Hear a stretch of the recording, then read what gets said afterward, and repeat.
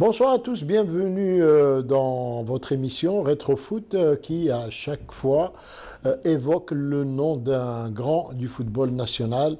Et on était parti depuis quelque temps vers cette glorieuse équipe du FLN qui nous a donné tant de joie, de bonheur et également de fierté. Et parmi ces joueurs, tous ces joueurs qui ont marqué l'histoire de cette glorieuse équipe du FLN, aujourd'hui, nous allons nous intéresser à l'un d'entre eux qui était un véritable fin technicien, un talent, comme on le dit souvent au football. Il s'appelle Abdelhamid Kermali. Abdelhamid Kermali qui a véritablement montré une image, celle d'un joueur qui était exceptionnel sur le plan technique, des valeurs innées qu'il avait véhiculées bien sûr tout au long de son parcours. Et on parlera donc de Abdelhamid Kermali avec Mostafa Hedden qui est avec nous. Bonsoir Mostafa. Bonsoir Ardouane, bonsoir amis téléspectateurs. Abdelhamid Kermali, quand on dit, on évoque ce nom qui nous a quittés hélas en 2013, ça vous inspire quoi exactement? Abdelhamid Kermali, à l'instar de tous ses camarades qui ont constitué la glorieuse équipe FLN, ce qui vient rapidement à l'idée, c'est l'engagement patriotique, peut-être avant celui footballistique, puisqu'ils étaient doués, des qualités techniques innées, tous, à l'image de Abdelhamid Kermali, étaient prédestinés pour une carrière internationale de haute facture. Et ils l'ont commencé, mais aussi, surtout, la réponse à l'appel lancé par le FLN à l'époque pour faire connaître cette révolution algérienne à travers ces grands footballeurs, puisqu'ils ont sillonné le monde entier, presque, j'allais dire, et ont été reçus dans plusieurs États par les présidents de la République, à l'instar de Bourguiba en Tunisie, à l'instar également de Ho Chi Minh au Vietnam, Mao Tse-tung en Chine, à l'instar de Mao Tse-tung en Chine, et le roi Hussein de Jordanie, etc. C'était de véritables ambassadeurs de la lutte pour l'indépendance de l'Algérie. C'était de véritables ambassadeurs. Et Abdelhamid Kermali en a fait partie, lui, qui avait, on va dire, il a eu un parcours assez atypique, hein, contrairement à beaucoup d'autres. Même chacun avait ses particularités. Lui, il avait surtout cette particularité d'être venu un peu de nulle part, puisqu'il n'était pas au départ prédestiné pour le football. Il était un peu partagé entre les études et le football. Ses parents lui avaient dit, il lui avait demandé de choisir. Lui, il a préféré se lancer dans le football parce qu'à l'époque, la vie était très difficile pour la population algérienne. C'était très difficile de gagner sa vie. Et donc lui, il a tout de suite opté pour le football. On lui disait que ses qualités, parce qu'il avait commencé à jouer dans les terrains vagues comme tous les grands joueurs. Et donc, on lui disait qu'il avait des qualités pour aller plus loin, plus haut encore. Et donc, il s'est dirigé vers le club phare de l'époque de Sétif qui formait des joueurs. C'était l'USM Sétif. C'était l'USM Sétif. Il a fourbi ses armes dans les terrains vagues, une technique élaborée, raffinée. Mais ce qu'il faut peut-être dire, c'est que c'est les responsables de l'USM Sétif à l'époque qui sont allés le chercher des terrains vagues pour l'enrôler dans ce valeureux club qui est l'USM Sétif, qui aura formé un grand nombre de grands joueurs. Et justement, il arrive à l'USM Sétif, Abdelhamid Kermali, et l'USM Sétif est un grand nombre de grands joueurs. Et justement, il arrive à l'USM Sétif, Abdelhamid Kermali, et à l'USM Sétif, il va tout de suite grimper jusqu'à l'équipe senior et pour devenir un titulaire au moment où il ne s'y attendait pas du tout. Vous allez voir, il nous raconte, Abdelhamid Kermali, comment s'est passée sa première titularisation avec la grande équipe de l'USM Sétif. ايه الفوا كنا في والله عين فواره شويه الفوق الجاردان هذا كان ثم اللوكال تاع لي اس ام اس الى فورماسيون دو ليكيب يديروها برا في القهوه يدير لك لا فورماسيون ديكيب اللي تلعب غدوه ما يهضر مع حتى واحد يجيو يعلقوها بالقهاوي كي يعلقوها رقيت اسمي في لا ليست تاع ليكيب بريمير شنو انا نروح ندور ونجيب صحابي ونقول شوف مليح اسمي يقولوا لي هاي كرمالي يا خالد انت في ليكيب بريمير لا غروند ايكيب دو لي اس ام اس كذبت والليل طول ما رقدتش وانا نتقلب وهكذا وغلط وترنكونت افيك حسي لاكليف زراري يجي لي الاخضر بخاري صا دي فيدات en plein. Oui, c'était une surprise pour lui. Hein. Le jour où il s'est retrouvé, vous avez vu, avant, on mettait la liste de l'équipe sur le mur du café, le cercle du club. Ça se faisait dans tous les clubs. Et lui, quand il a vu son nom, il n'y croyait pas. Oui, d'abord, ce que je voulais dire, c'est que autant il était ambitieux et pétri de qualité technique pour se frayer un chemin dans ce football, autant il était modeste et pas égoïste du tout, parce qu'il s'est fait un chemin en devenant à son engagement l'ISM Sétif un titulaire indiscutable de l'équipe réserve.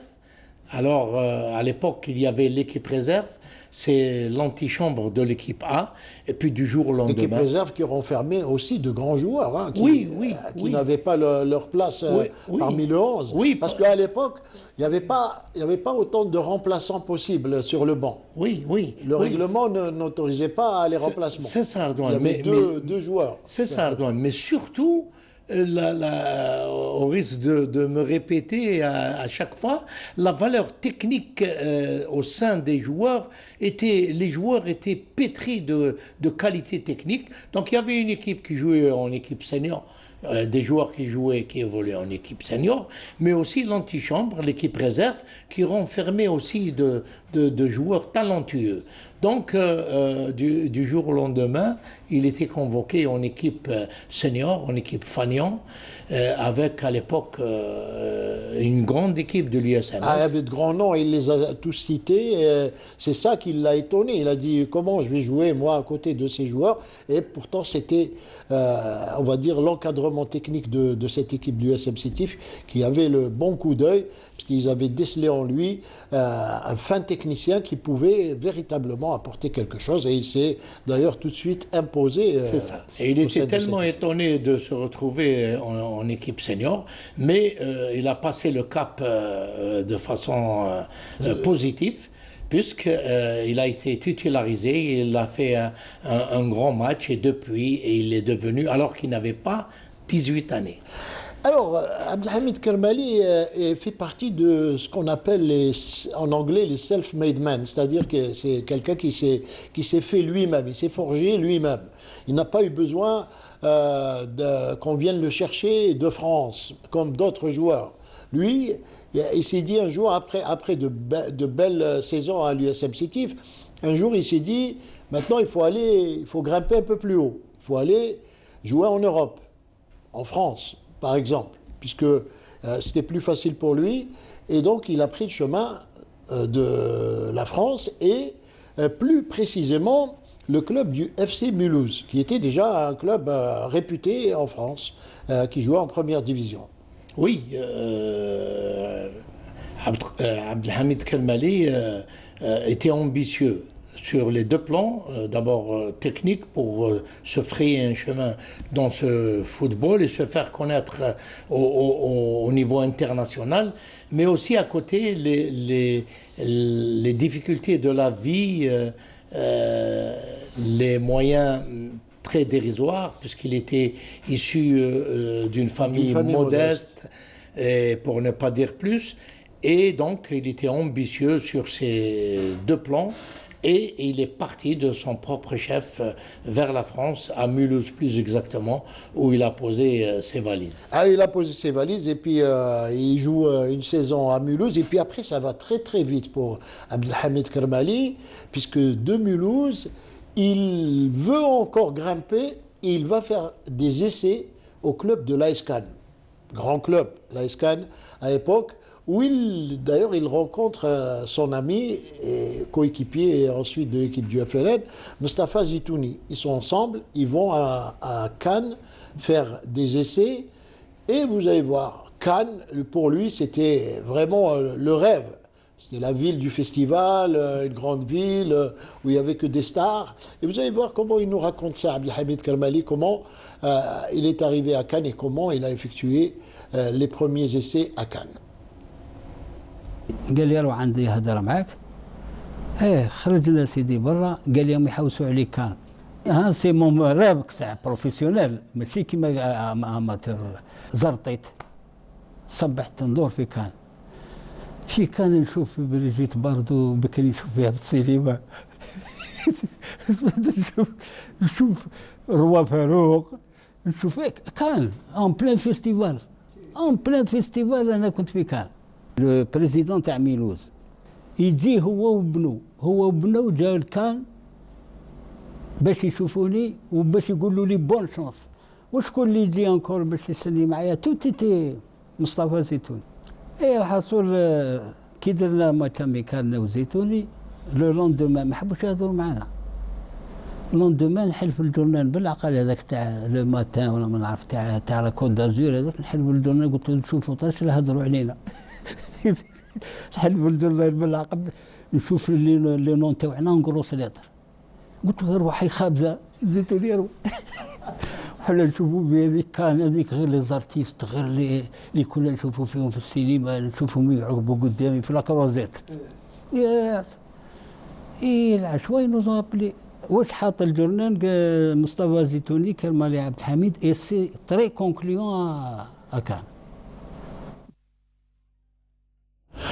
Voilà, il a une façon de raconter ces anecdotes, Abdelhamid Kermali, vraiment exceptionnelle. Hein. C'est empreint de beaucoup de simplicité et de spontanéité, de spontanéité comme ça dans la vie de tous les jours.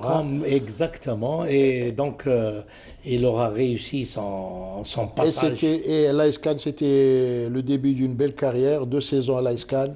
Il signe ensuite à l'Olympique Lyonnais. Là, il devient vraiment un très grand joueur à l'Olympique Lyonnais. Il joue 74 matchs et il marque 17 buts à l'Olympique Lyonnais. C'était véritablement une des stars de l'équipe. Oui, il a rejoint l'Olympique Lyonnais de 55 à 58. Date de départ pour l'équipe FLN. Il aura réalisé de grands matchs, des prouesses techniques reconnues de tous, et essentiellement de la communauté algérienne qui était établie là-bas à l'époque. Et il a gagné beaucoup d'échelons en jouant en polyvalence, tantôt sur le flanc droit, tantôt au milieu du terrain offensivement. Il jouait à tous les postes d'attaque pratiquement. Et bien sûr, à l'Olympique Lyonnais, il va briller et arrive ce 13 avril 1958, date de fondation de l'équipe du FLN. Il est avec la grande famille des Mohamed Maouch, Makhloufi, Amara, Bakhloufi et Rouaï et tant d'autres. Oui. Il est avec eux, ils fondent cette équipe du FLN et ils vont connaître la gloire à travers tous les continents, comme vous l'avez dit tout à l'heure, Mustapha Haddan. Mais je voulais m'attarder sur une date, le 13 avril 1958. le 13 avril. C'est également la date de son décès. Et il est né un mois d'avril également. Il est né un mois d'avril, c'est un mois qui lui collait à la peau. Et puisqu'il est né un mois d'avril, le 24 avril, il est décédé un mois d'avril, le 13 avril 2013. Date anniversaire de l'équipe du FLN. Date anniversaire de la création de la glorieuse équipe FLN. Donc il avait un pacte avec ce mois et la date du 13. Avec cette équipe du FLN, il a vraiment brillé, mais il n'était pas le seul puisque c'était une équipe qui nous a donné tant de fierté, tant de bonheur, tant de joie. On la voyait jouer, même après l'indépendance, quand ils faisaient leur match gala, avec quelques années en plus, ils avaient gardé leur talent intact, Mustapha Hadden, et on va voir, et vous allez nous le commenter, on va voir ces images de Abdelhamid Kermali avec ses camarades de l'équipe du FLN, et vous allez nous les commenter, Mustapha Hadden, Kermali qui avait quelques années en plus, on les voit ici à l'image, il y a Mouqran Walikan, il y a Ali Ben Fadda, il y a pas mal, presque tous ceux-là nous ont quittés, Allah yarhamoum, et regardez, il porte le numéro 8, Abdelhamid Kermali. Oui, c'est lui en action.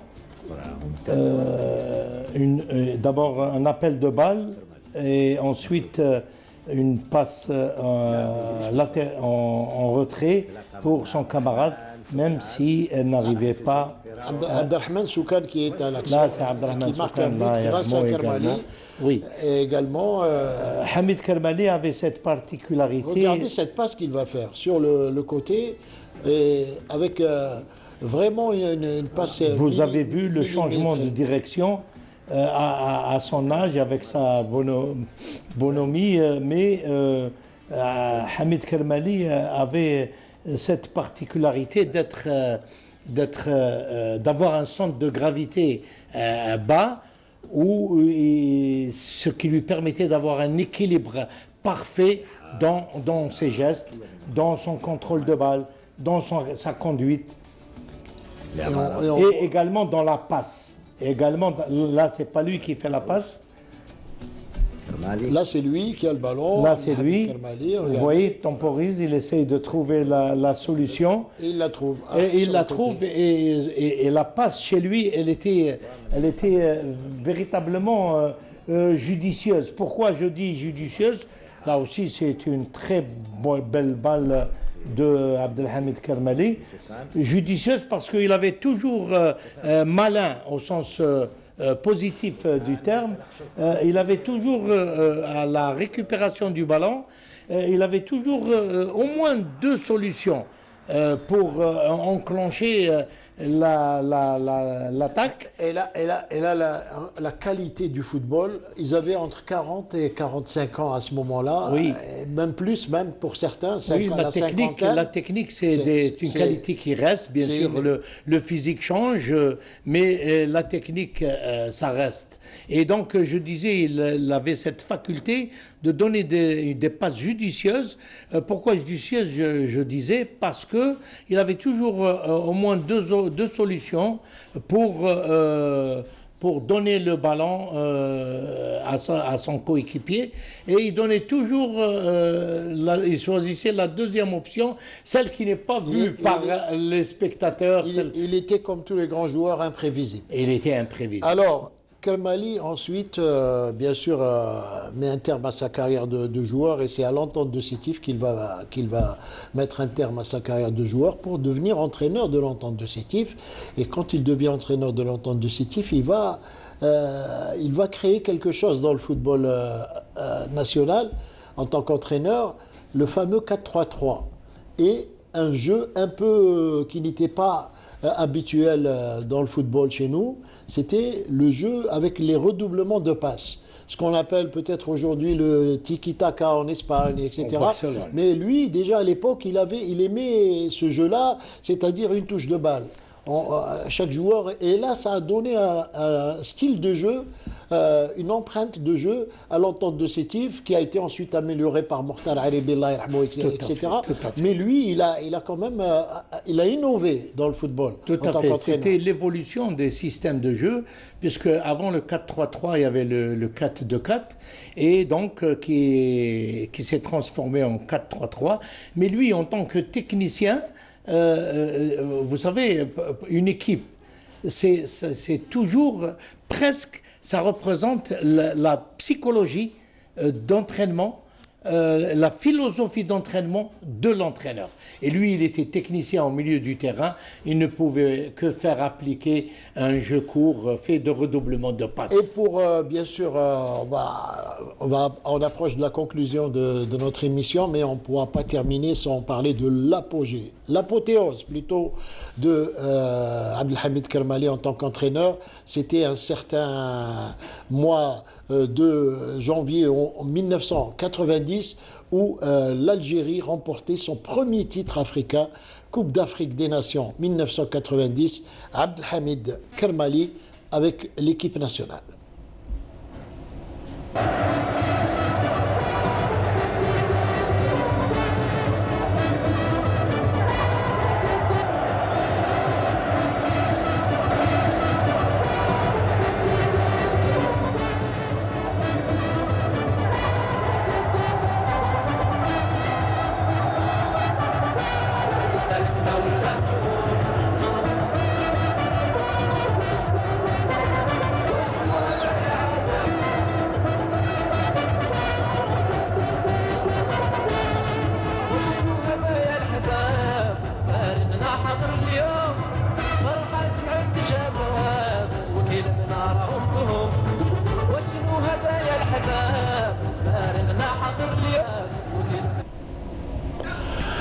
Moment inoubliable pour le football national et pour Abdelhamid Kermali, ce sacre africain, le premier de l'histoire.